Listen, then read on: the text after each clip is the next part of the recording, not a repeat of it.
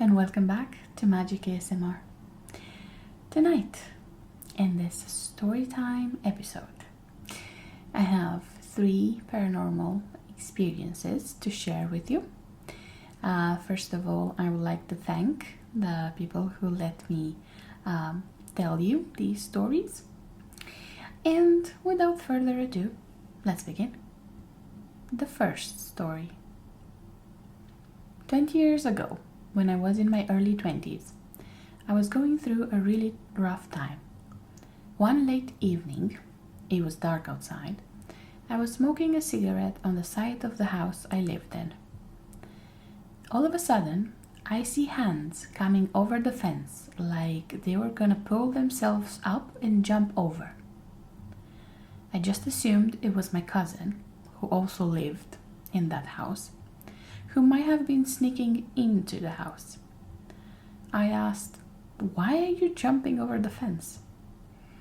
Then I see a body being pulled up over the fence. It was in the form of my cousin, however, it wasn't her. This thing was translucent and very scary. It jumped over the fence, landed in a crouch position, and immediately flew close to the ground very fast. It went through me, knocked me to the ground. It then flew away. My cigarette went flying out of my hand. I immediately ran inside the house and I saw my cousin in bed, asleep. I shook her and I said, "Why did you have to scare me like that?"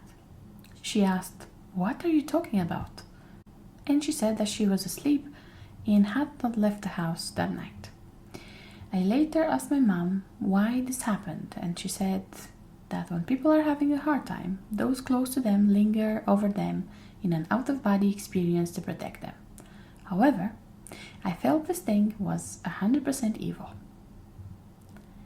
There were some mentions of whatever this entity could be in the comments on Reddit. Some of them were saying it could be a skinwalker or a jinn or a genie, and also a doppelganger, which sounds about right.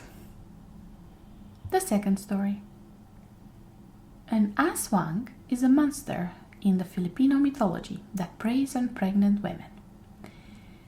Unlike the grisly attacks usually shown in horror movies, these monsters apparently just prey on the life essence of the unborn baby until it dies and the mother miscarries. The scary part is that these monsters are also part human, meaning that they could literally be anyone during the day. This happened in Metro Manila around 2011. My cousin told me, "The old man with the new neighbors asked me if you were pregnant." I was shocked. I never even told my family yet. I was 21 and I worked my nights in a call center. I never went outside when I was home and I was only a few weeks along, so I know I wasn't showing yet. How did this nosy old man know?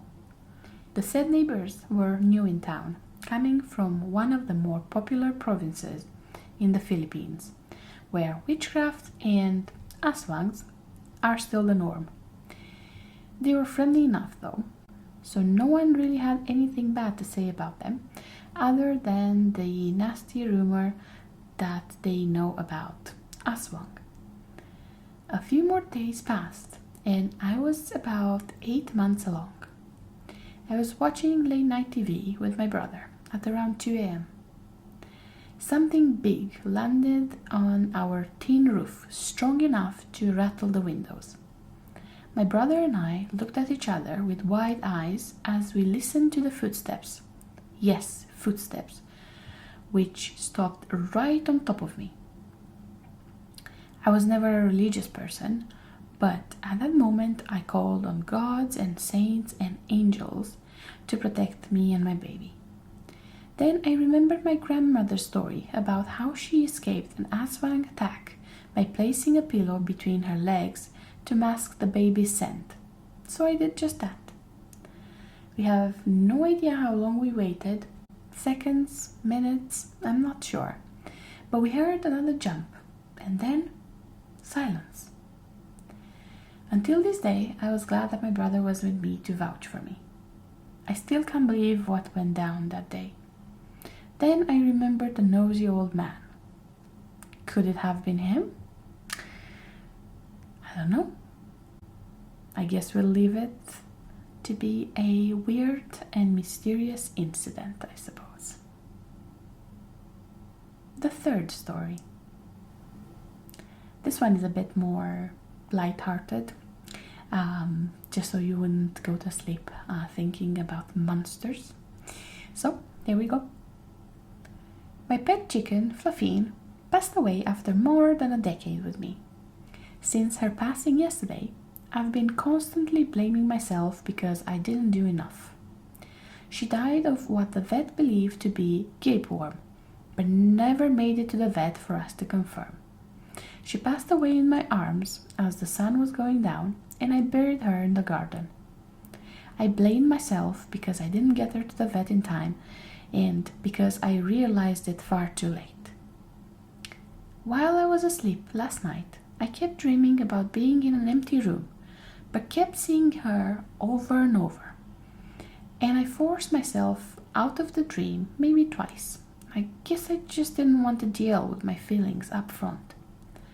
The third time it happened though, I was like, you know what, just let it happen. She was sitting in front of me, walking around normally, before just falling limp to the ground. I was about to force myself awake again before I heard a wait, and I stopped. There was someone standing in front of me in the dream. They said, "You blocking out your feelings isn't helping either of you.